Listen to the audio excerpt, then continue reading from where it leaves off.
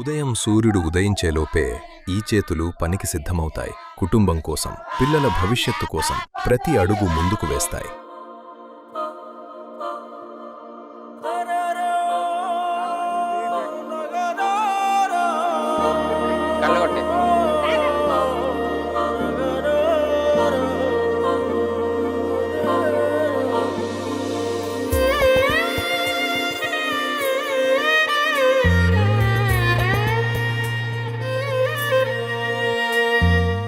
ఒకప్పుడు పనికోసం ఊరు వదిలి వెళ్లాల్సి వచ్చేది. కాని నేడు హకీంపేట్ గ్రామంలోనే ఉపాధి దొరుకుతోంది. ఈ చేతులు కేవలం మట్టిని తవ్వడం కాదు, ఆశలను నాటుతున్నాయి. ఆశలేని రెక్కలైతే ఓలచ్చ గుమ్మడి, ఆకాశాన్నే తాకవచ్చే ఓలచ్చ గుమ్మడి.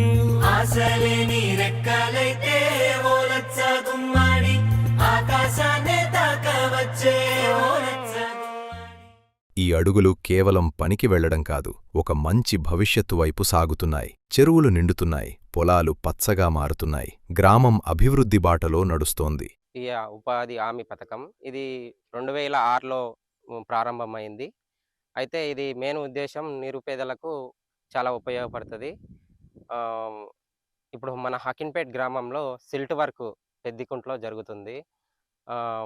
మన కూలీలకు రోజువారీ వేతనం 307 రూపాయలు ఇప్పుడైతే ప్రస్తుతము.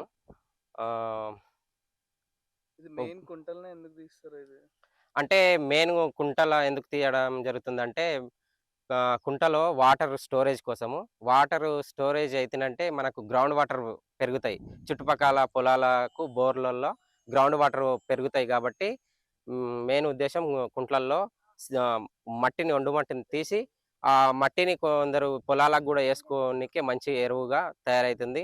అలాగే మనకు ఇక్కడ ఉన్న కుంటలో ఆ మట్టిని తీసిన ద్వారా గుంతల ద్వారా ఎక్కువ వాటర్ స్టోరేజ్ కావడం వల్ల గ్రౌండ్ వాటర్ పెరిగి మన పంట పొలాలకు ఎక్కువగా ఉపయోగపడుతుంది. దీని ఉద్దేశం వరకు ప్రతి చెమట చుక్క వెనుక ఒక కల ఉంది. ప్రతిరోజు కష్టంలో ఒక కుటుంబం ఆనందం దాగి ఉంది. ఇది కేవలం 100 రోజుల పని కాదు, వందలాది కుటుంబాల జీవితాల్లో వెలుగులు నింపుతున్న ఒక ఆశాకిరణం. పని చేతిలో ఉంటే ఆత్మవిశ్వాసం మనసులో ఉంటుంది.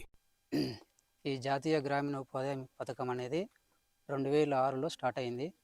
ఫస్ట్ దీని గురించి తెలియక ఉపాధి చేస్తే పైసలు పడతాయో పడాయి అనుకున్నాము. కానీ చేసిన తర్వాత 2 నెలలు కానీ 3 నెలలు కానీ అయిన తర్వాత ఖచ్చితంగా అమౌంట్ అయితే పడతాయి. నేను బీఈడీ వరకు చదువుకున్న ఉపాధి లేదు. అయినా కూడా ఉపాధి అవకాశము ఖాళీ ఉండకుండా ఈ జాతీయ గ్రామీణ ఉపాధి ద్వారా ఉపాధి పొందుతున్నా. పర్ డే 300 చేంజ్ పడుతున్నాయి. కానీ ఉపాధి లేక నిరుద్యోగిగా మిగిలిపోయినా. దీనివల్ల కొంచెం లాభం పొందుతున్నాము. నిరుద్యోగులు కూడా దీన్ని ఉపయోగించుకోవచ్చు. దీంట్లో ఈ పని చిన్న చూపు చూడడం మంచిది కాదు. ఎందుకంటే ఈ పని ద్వారా చాలా లాభాలు ఉన్నాయి. మనము ఇప్పుడు ఇందిరా ఇల్లు శాంక్షన్ అవుతున్నాయి కదా, దాంతో కూడా కనెక్టివిటీ చేసిండ్రు. ఆ ఇల్లు కట్టుకున్న తర్వాత మ్యాక్సిమంగా 70,000 దానికి కనెక్టివిటీ చేసిండ్రు ఇందిరా ఇల్లుతో.